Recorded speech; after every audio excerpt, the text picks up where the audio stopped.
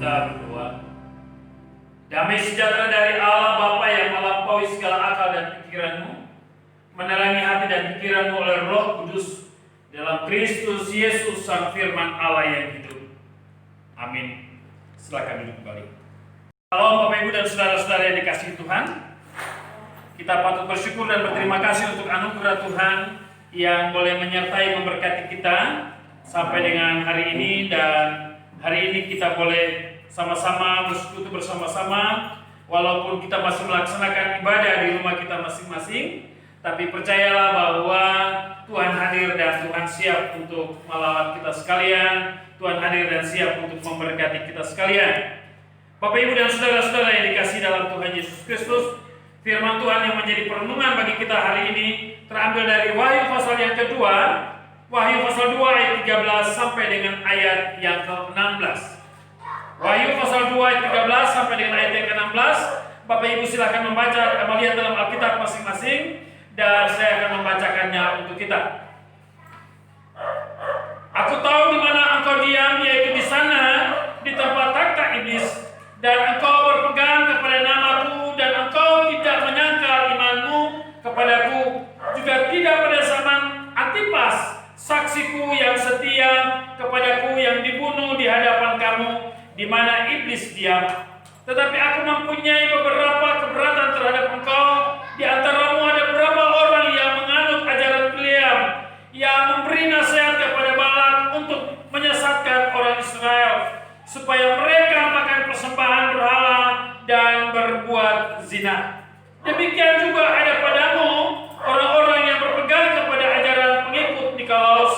Sebab itu bertobatlah, jika tidak demikian aku akan segera datang kepadamu, dan aku akan memerangi mereka dengan pedang yang di mulutku ini.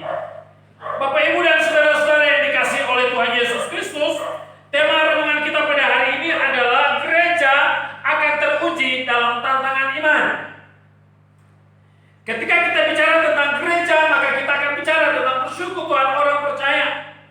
Berulang kali saya seringkali katakan kepada kita bahwa ketika kita bicara tentang gereja, kita tidak bicara tentang gedung, kita tidak bicara tentang organisasi, tetapi kita akan bicara tentang manusia Tuhan, orang-orang yang dipanggil keluar dari kegelapan, masuk kepada terang dalam persekutuan bersama dengan Tuhan.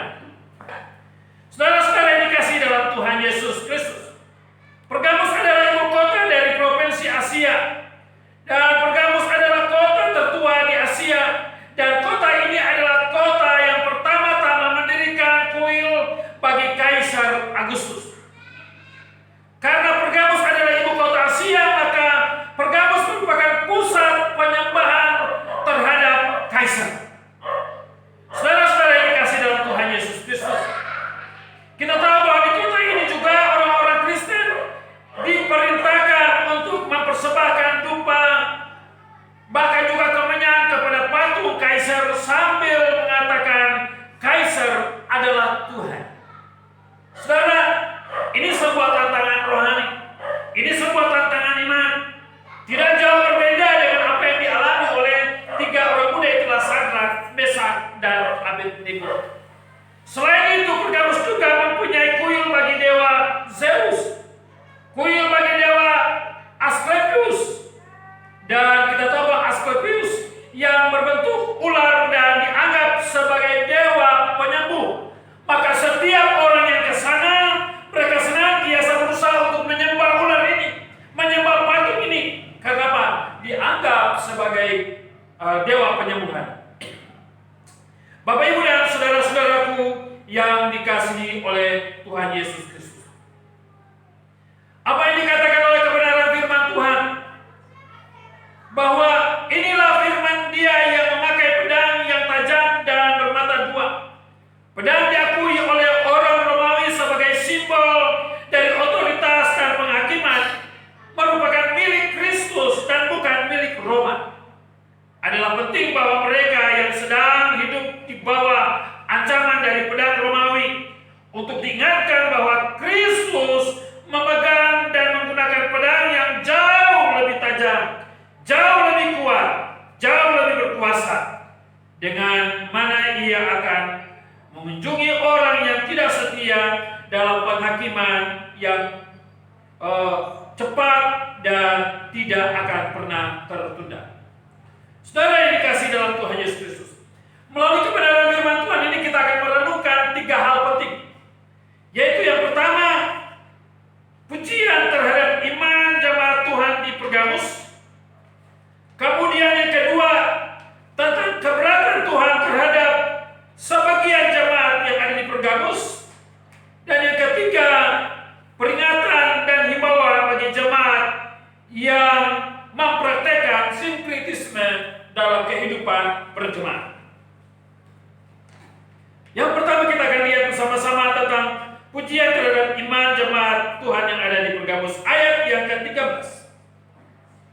Allah tahu tempat kediaman, yang pertama Allah tahu tempat kediaman orang-orang percaya dan bagaimana kondisi yang sebenarnya. Apa yang dikatakan dalam ayat yang ke-13? Aku tahu di mana engkau diam, yaitu di sana di tempat takhta iblis, dan engkau berpegang kepada namaku, dan engkau tidak menyangkal imanmu kepadaku, juga tidak pada zaman Antipas saksiku yang setia kepadaku, yang dibunuh di hadapan kamu, di mana iblis dia. Saudara-saudara yang dikasihi dalam Tuhan Yesus Kristus, bagian pertama ini kita melihat bahwa Allah sangat peduli, Allah sangat luar biasa memperhatikan kehidupan umat Tuhan, memperhatikan kehidupan orang percaya. Apa yang dikatakan dalam ayat yang ke-13? Aku tahu di mana engkau diam, yaitu di sana tempat takhta iblis. Saudara, ketika kita memperhatikan ayat firman Tuhan ini, maka pada bagian ini kita menemukan 3 hal penting, yaitu yang pertama, Tuhan tahu di mana kehidupan jemaat Tuhan yang ada di Pergamus. Yang kedua, Tuhan tahu tempat di mana iblis bertakhta. Dan yang ketiga, bagaimana di tengah-tengah kondisi sama seperti itu, umat Tuhan tetap mempertahankan iman percaya mereka. Aku tahu di mana engkau diam.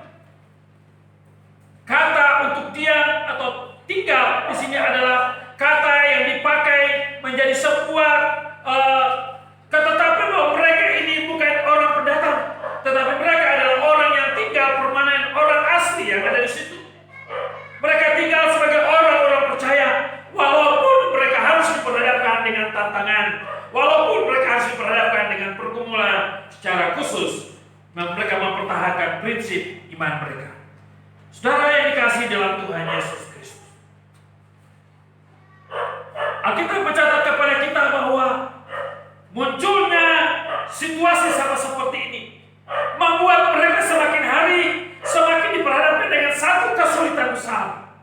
Tetapi pertanyaannya adalah, apakah dengan tantangan, apakah dengan pergumulan mereka harus beralih iman kepercayaan mereka?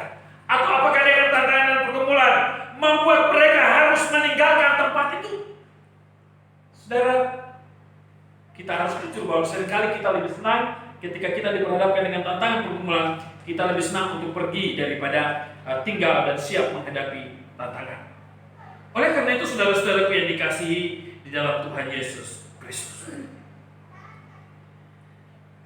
Alkitab mencatat kepada kita, kitab suci tidak pernah mengatakan kepada kita bahwa gereja Kristus yang ketika berada di tengah-tengah tantangan, mereka harus berimigrasi atau berpindah dari dunia dengan secara harfiah bahwa hidup ini suatu tempat yang terpencil. Oleh sebab itu, ada beberapa catatan yang harus diperhatikan oleh gereja ketika menghadapi tantangan. Yang pertama, keamanan diri kita sebetulnya tidak tergantung pada tempat atau situasi dan kondisi di mana kita berada, tetapi tergantung kepada Tuhan yang kita percaya.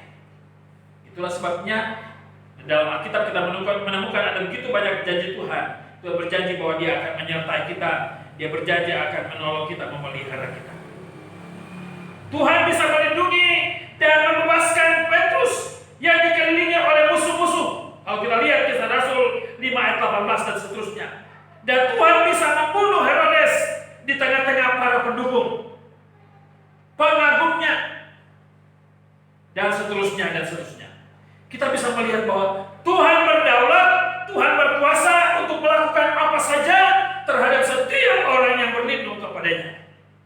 Yang kedua, kita tidak boleh hidup demi kesenangan kita sendiri, tetapi demi kesenangan dan kemuliaan Tuhan. Inilah yang disebut dengan penyangkalan diri. Tetapi pada saat yang sama, kita tidak boleh dimutlakan seakan-akan dalam keadaan apapun kita tidak boleh berpindah tempat. Saudara-saudara yang dikasihi dalam Tuhan Yesus Kristus, pada bagian firman Tuhan yang lain, firman Tuhan berkata, barang siapa yang mau mengikuti aku, ia harus menyangkal diri, memikul salib, dan mengikut aku. Itu berarti bahwa mengikuti Tuhan ada harga yang harus dibayar. Tetapi inilah kita melihat bagaimana gereja akan teruji dalam menghadapi berbagai tantangan dan pergumulan yang ada. Oleh karena itu, saudara-saudaraku yang dikasihi di dalam Tuhan Yesus Kristus, dan pada saat yang sama kita tidak boleh memutlakan seakan-akan dalam keadaan apapun kita tidak boleh pindah.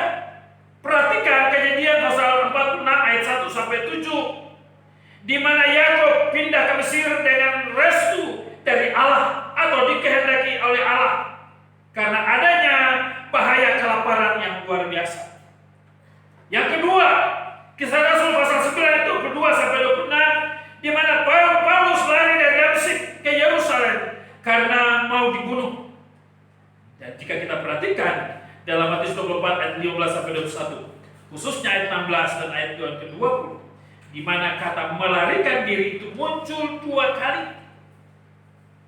Dalam situasi ini Tuhan bahkan memerintahkan untuk kita pergi atau kita bisa berpindah tempat.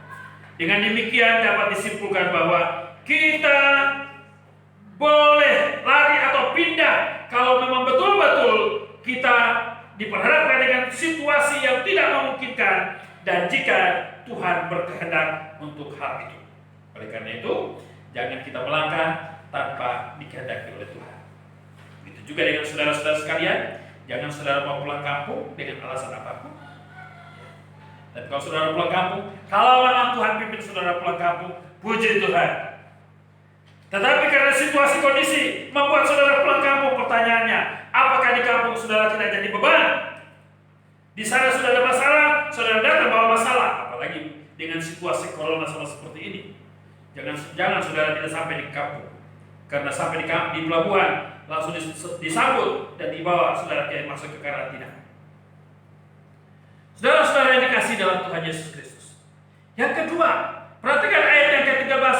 Aku tahu di mana engkau diam, yaitu di sana di tempat takhta iblis. Kata takhta iblis bisa menunjuk kepada pemerintahan Romawi yang ada di Pergamus. Saudara-saudara yang dikasih dalam Tuhan Yesus Kristus. Atau hal ini juga menunjuk kepada penyembahan berhala dan semua praktek yang tidak mempermuliakan Tuhan yang di kota itu.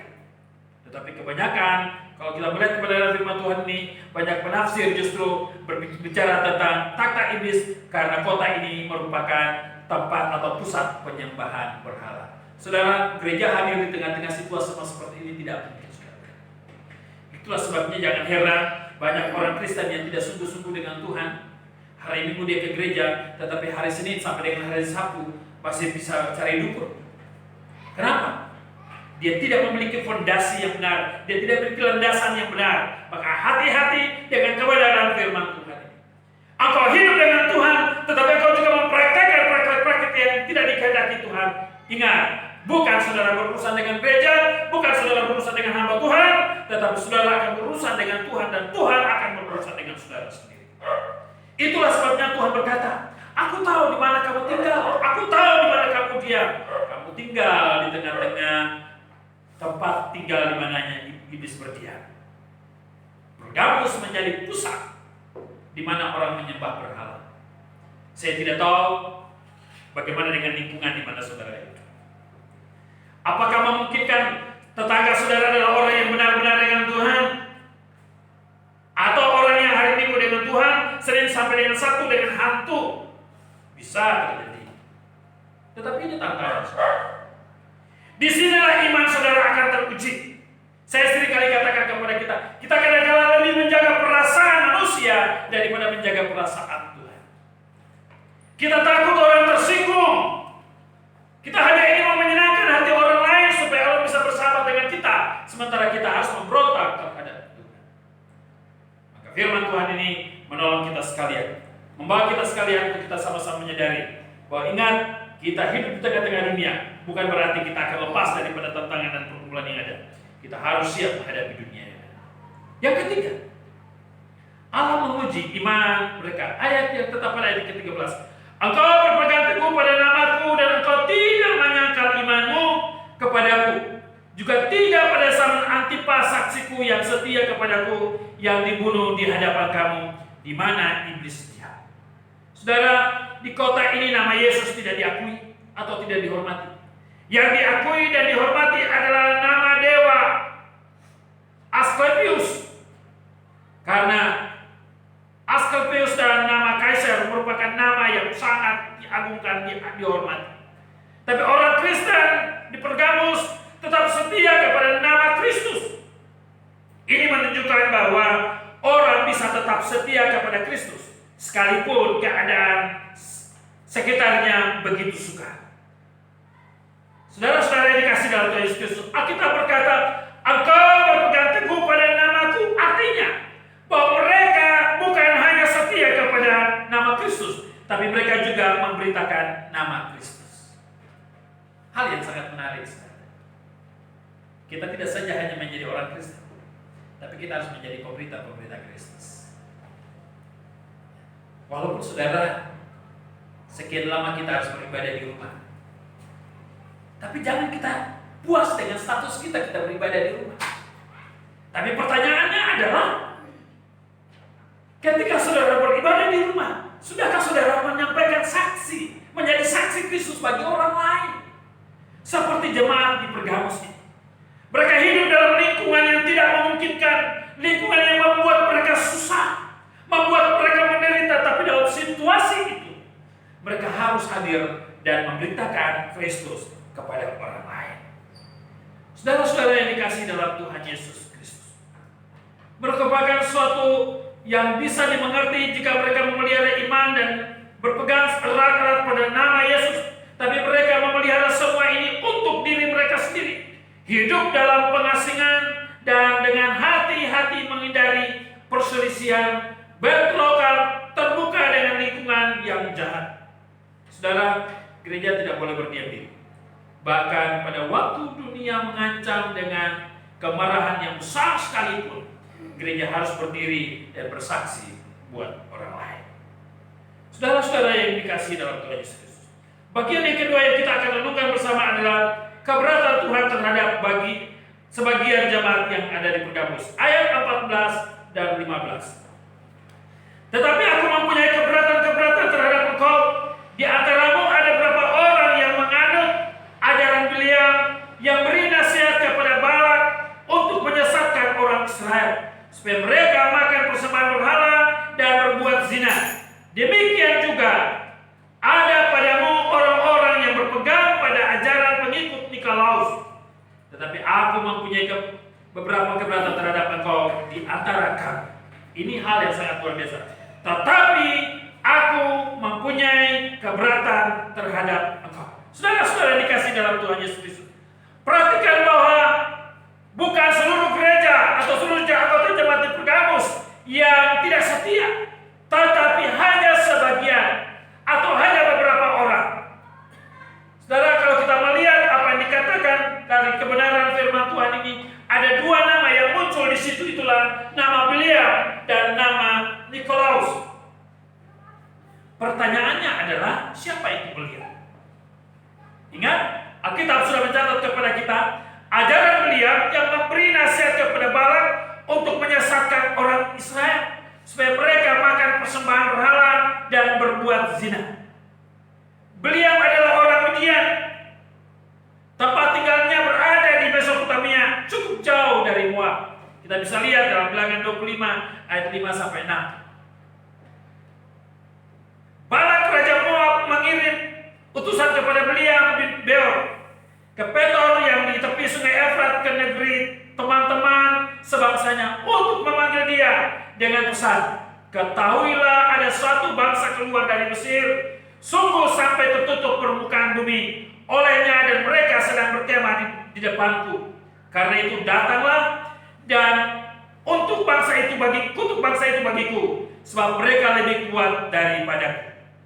Mungkin aku sanggup mengalahkannya dan menghalaunya dari negeri itu. Sebab aku tahu siapa yang kau berkati, dia beroleh berkat, dan siapa yang kau kutuk, dia kena kutuk. Saudara-saudaraku yang dikasihi dalam Tuhan Yesus Kristus, kalau kita melihat apa yang dikatakan oleh kebenaran firman Tuhan ini, beliau adalah seorang juru tenung. Kita bisa lihat dari Yosua pasal 3 pasal 22, dan biasa menerima upah jasa dari menenung seseorang. Namanya bisa berarti menelan atau pelahap, dan cocok dengan gambaran karakternya yang selalu menerima upah untuk menyakiti orang. Saudara-saudara yang dikasihi dalam Tuhan Yesus Kristus, saudara perhatikan, itu tentang beliau. Yang kedua tentang Nikolaus. Nikolaus adalah seorang jemaat Tuhan pada gereja mula-mula. Alkitab menjelaskan bahwa dalam Kisah pasal 6 ayat 5, Nikolaus adalah seorang penganut agama Yahudi dari Antioquia, dan ia menjadi jemaat Kristus. Artinya Nikolaus adalah bukan seorang kafir, tapi dia seorang pemeluk agama Yahudi yang telah menerima Kristus sebagai Tuhan. Tapi saudara perhatikan ajaran Nikolaus. Nikolaus ajarannya adalah dia menyetujui terjadinya penyembahan berhala.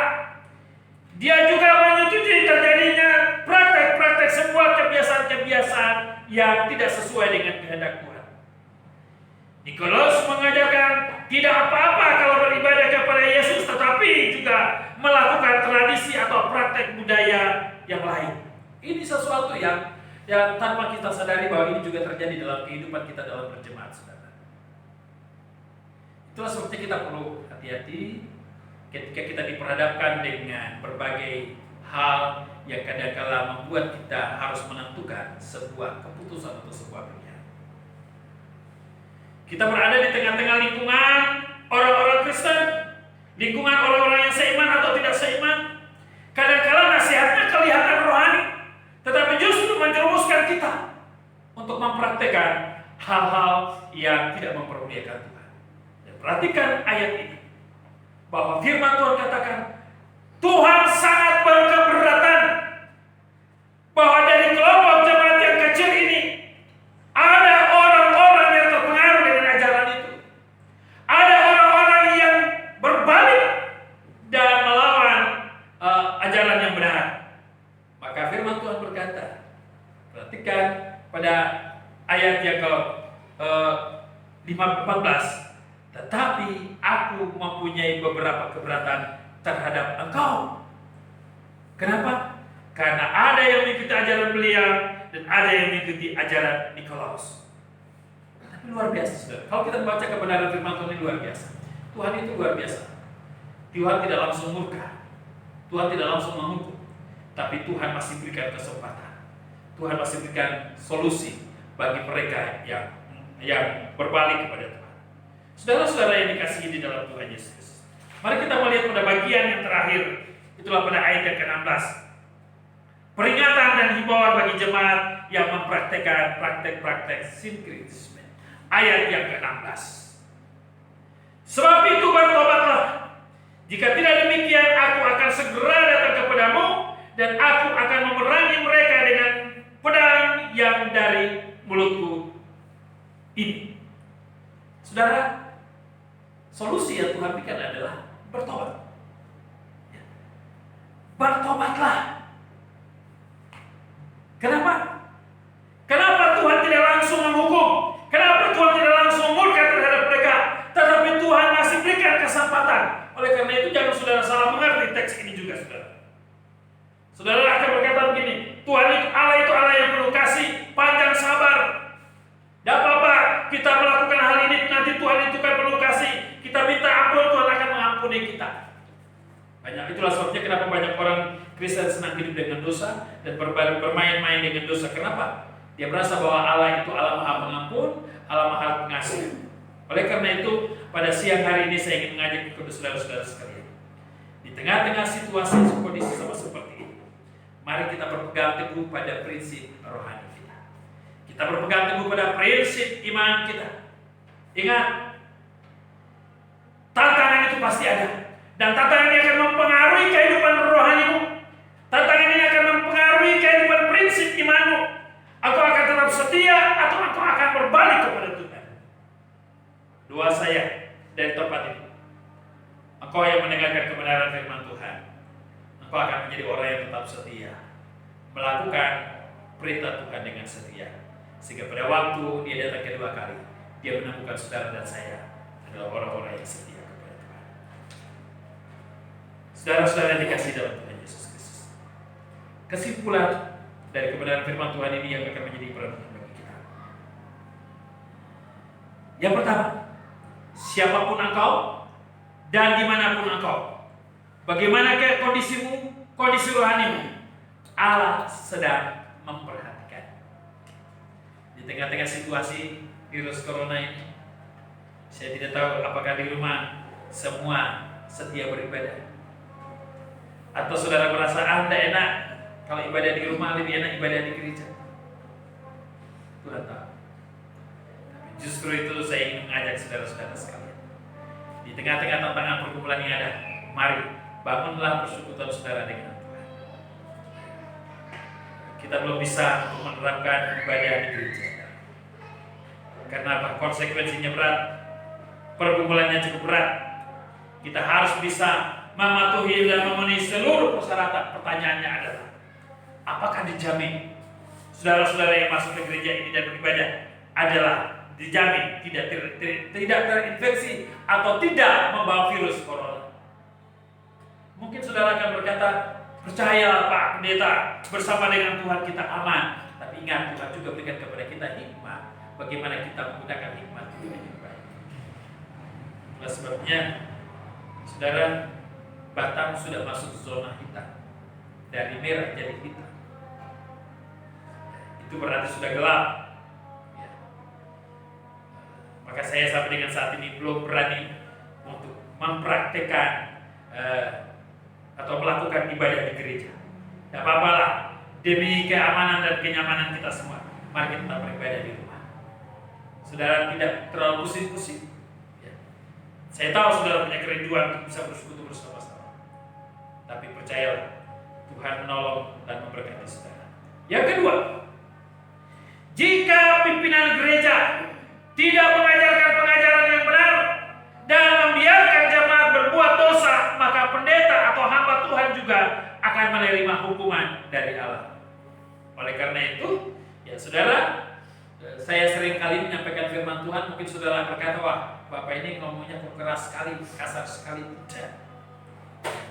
Tetapi kebenaran firman Tuhan harus disampaikan.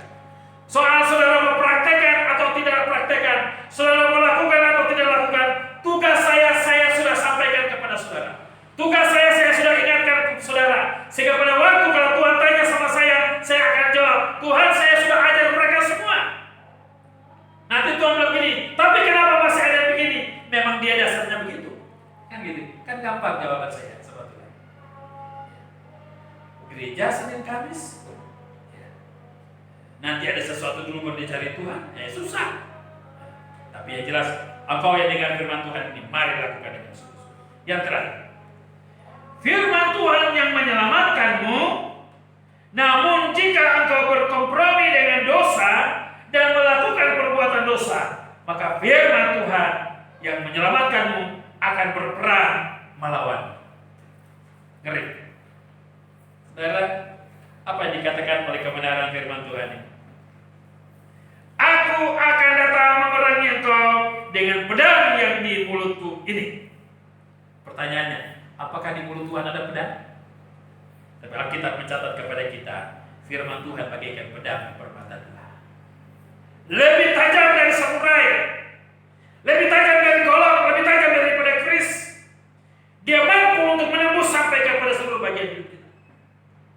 Maka, kalau engkau tidak bertobat, engkau tidak sungguh-sungguh kembali kepada Tuhan, maka firman Tuhan katakan, aku akan datang dan akan memerangi engkau dengan pedang yang di mulutku. Maksudnya apa?